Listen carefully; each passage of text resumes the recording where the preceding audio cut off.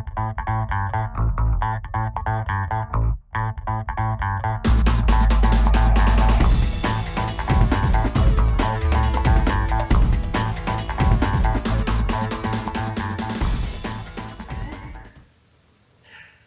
bonjour à tous, Audrey Roch, je suis la directrice du syndicat des eaux des Rocailles et de Bellecombe en Haute-Savoie.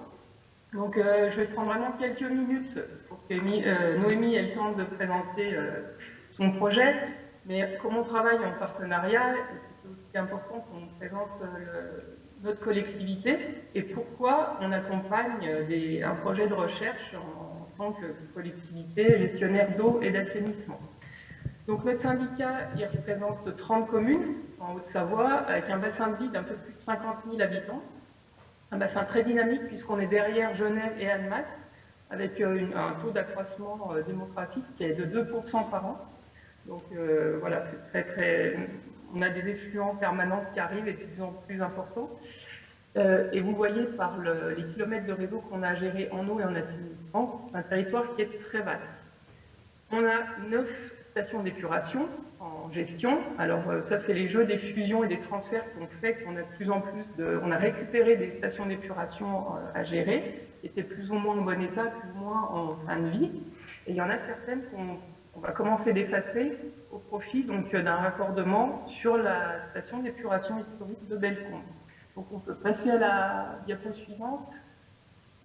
Voilà, donc ça, c'est notre station d'épuration quand elle sera terminée l'année prochaine.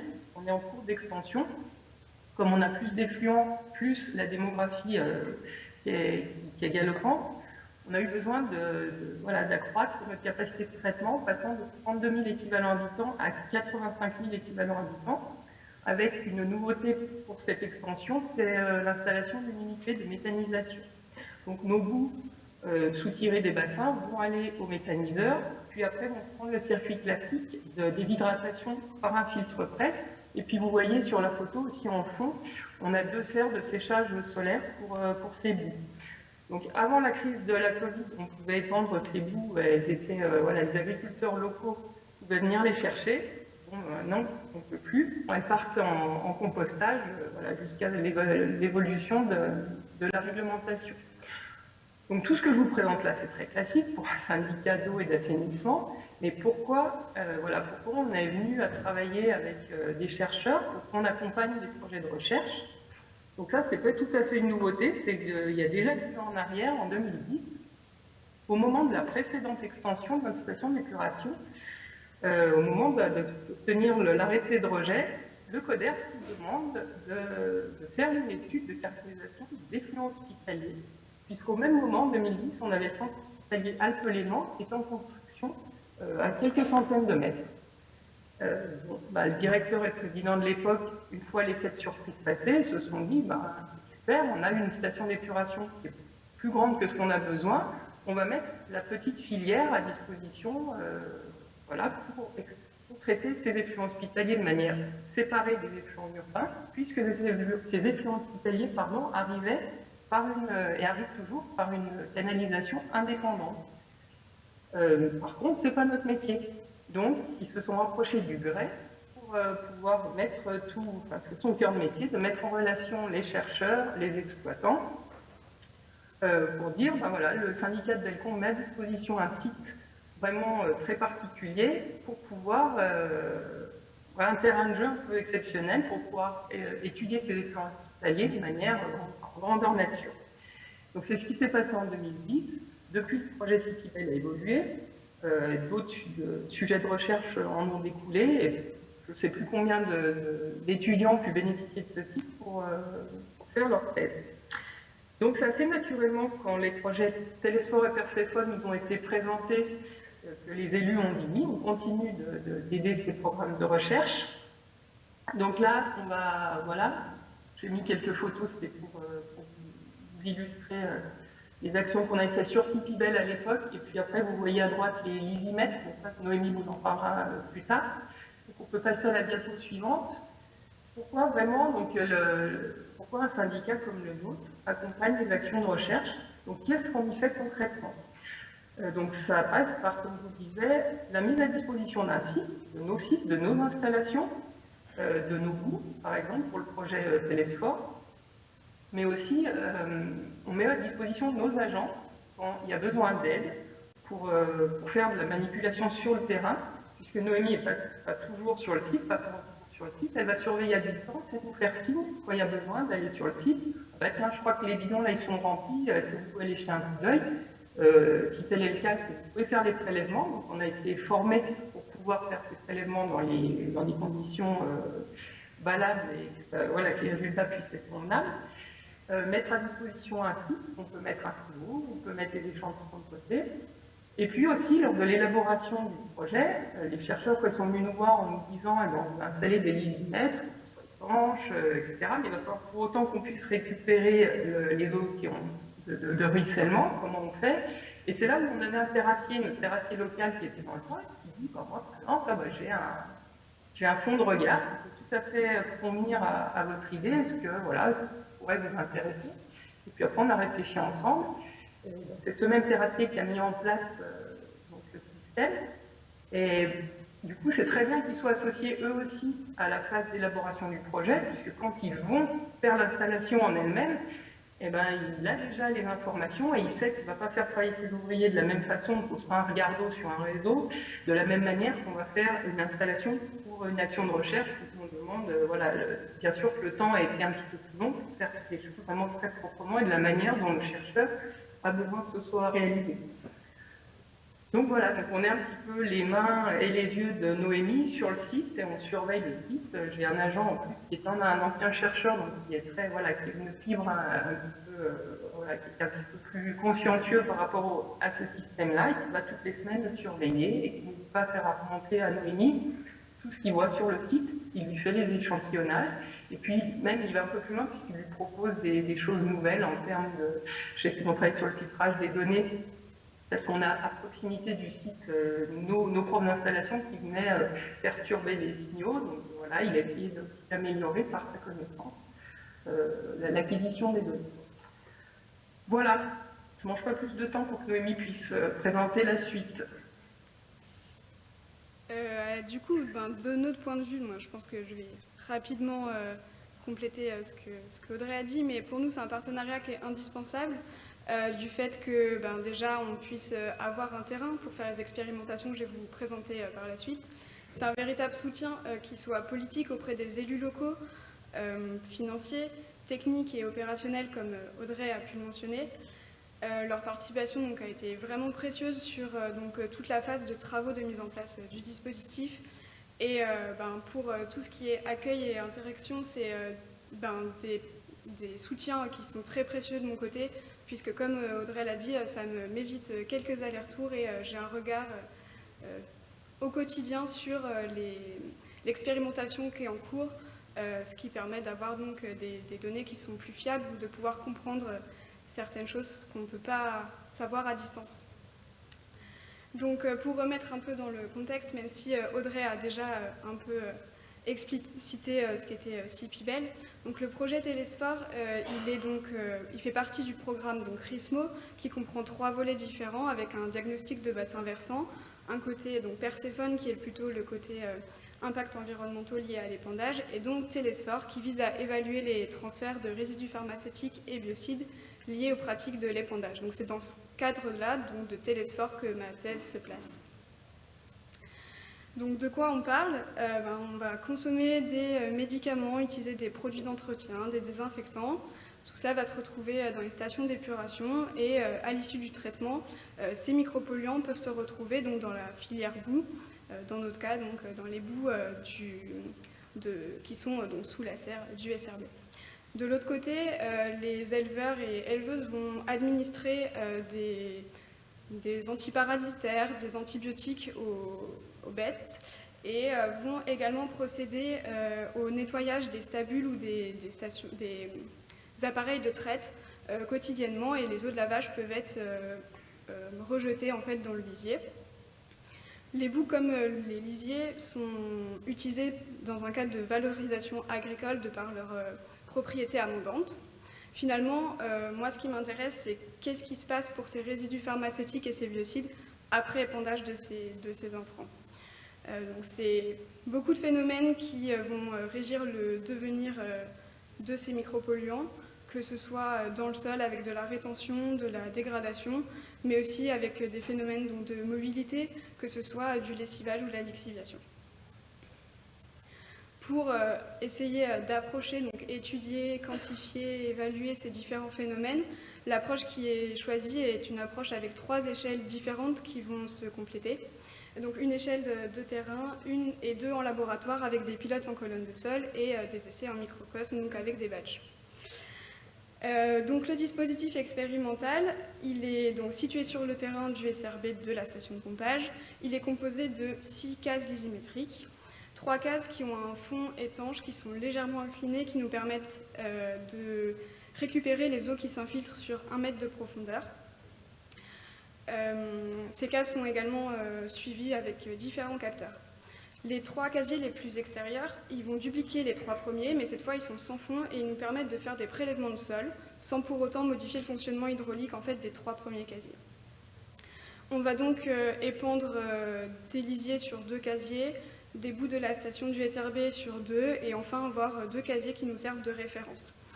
L'idée c'est de pouvoir reproduire des conditions de pâture, donc sur la photo en haut à gauche, vous pouvez voir qu'on est un peu plus avec de la végétation actuellement que ce qui est sur la photo principale.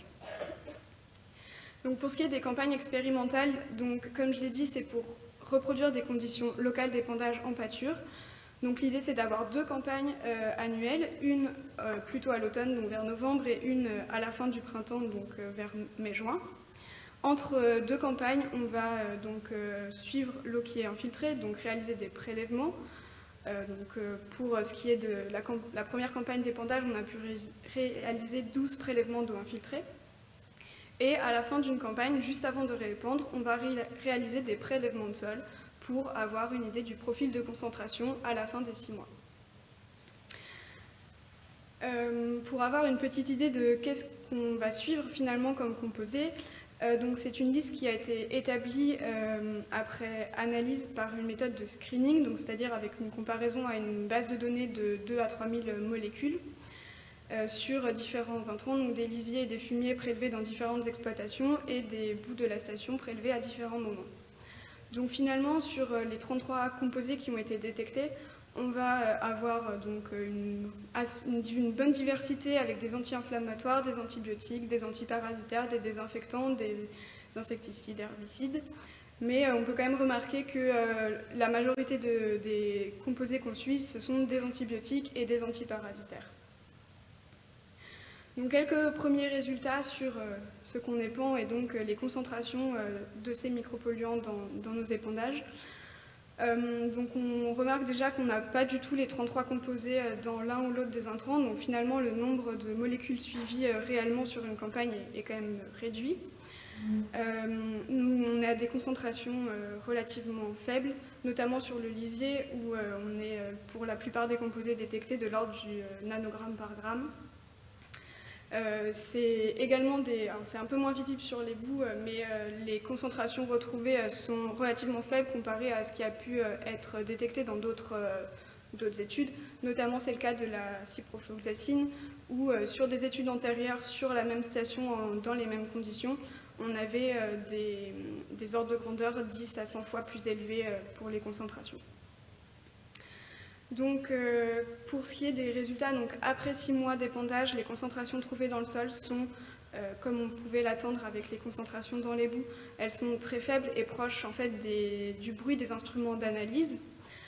On a quand même quelques composés qui sont détectés dans l'ensemble des casiers, y compris les références et à différentes profondeurs. Donc, malgré le fait qu'on soit sur une station de pompage qui donc n'a aucun historique d'épandage, on a quand même des molécules qui sont présentes dans le fond en fait, chimique du sol.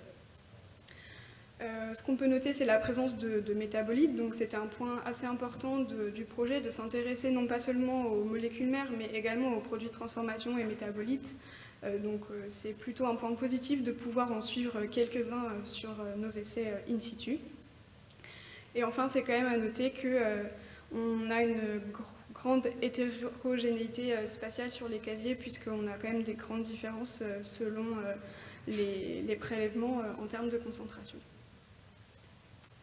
Donc finalement, quelles sont les perspectives pour tout ça? Donc, je vous ai présenté quelques résultats sur la première campagne, mais on est actuellement à la 3e période d'épandage en cours.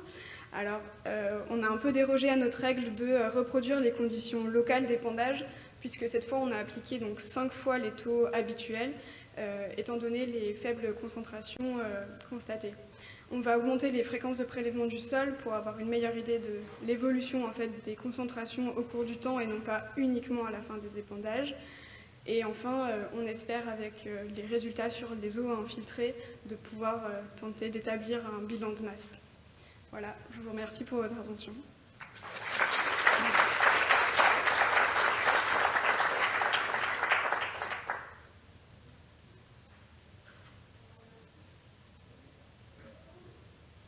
Comment vous faites pour multiplier par 5 les taux? Alors oui, c'est un peu faussé dans le sens où on ne multiplie pas par 5 les concentrations uniquement, on multiplie vraiment les masses brutes épandues par 5. Si on multipliait par 5 en fait, les concentrations uniquement, donc avoir le même apport que ce soit en matière organique ou autre, ça demanderait de doper les boues. Et pour doper les boues, il faudrait lyophiliser. Et lyophiliser les quantités qu'il faut pour épandre sur 4 mètres carrés, c'est techniquement très compliqué. Voilà.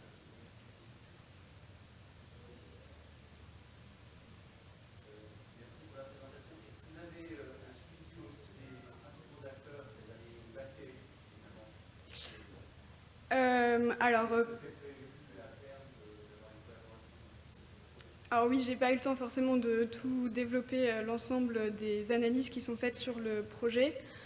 Donc à l'université de Limoges, il y a un suivi de tout ce qui est antibiorésistance qui est réalisé donc avec un suivi plus à ce niveau-là. Je ne pourrais pas forcément expliciter en détail tout ce qu'ils y font parce que ce n'est pas mon domaine de compétences. Une autre question peut-être? Oui. En parlant d'acteurs, est-ce qu'il y a un travail qui est effectué avec les fermiers, ceux qui sont tout le monde agricole local, pour voir l'évolution des pratiques éventuelles? J'ai pas entendu la fin de la question. Sur leurs pratiques à eux. En parlant d'acteurs, oui. Il y a les bactéries. Mais il y a aussi les émetteurs et les pratiques agricoles, pratiques culturales, dans le cadre de l'élevage là, mais donc de l'évolution de pratiques et de l'incidence éventuelle sur la qualité, et les émissions, etc. Donc déjà, pour préciser, les éleveurs avec qui on travaille ont été sélectionnés par la Chambre d'agriculture, donc il y a eu une enquête sur leurs pratiques au préalable. Donc on avait déjà un peu une connaissance de quels produits ils utilisaient et ils ont épluché les carnets pour savoir quel traitement était administré. Et après, il faut savoir que quand même c'est des éleveurs où ils sont déjà relativement restreints en fait sur leurs pratiques, étant donné que la plupart, vu qu'on est en Haute-Savoie, ils sont c'est des vaches laitières avec les AOP, abondance, etc. Donc ils sont déjà plus restreints. Mais on est en tout cas en bon contact avec eux et on a on peut discuter avec eux de qu'est-ce qu'ils sont en train de faire, de savoir. Alors notamment, par exemple, au début, je vous ai dit que les eaux de lavage pouvaient être rejetées dans le lisier. C'est pas toujours le cas en fonction de quand est-ce qu'on prélève, de quelle est l'étape pour eux dans l'élevage. Enfin voilà, c'est des choses sur lesquelles on discute lorsqu'on va prélever le lisier chez eux. Merci beaucoup Noémie et Audrey.